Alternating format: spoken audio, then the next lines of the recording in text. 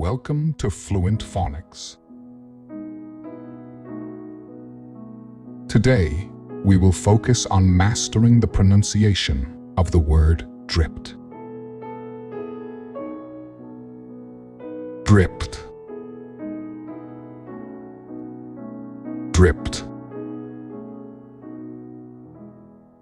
Dripped.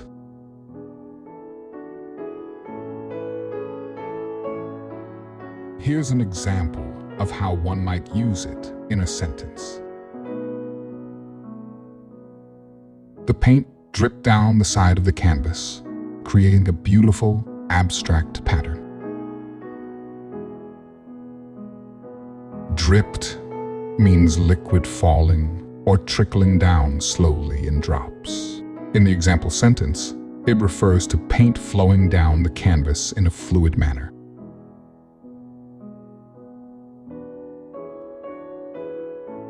Thank you for your time. If you enjoyed this, please like and subscribe for further content.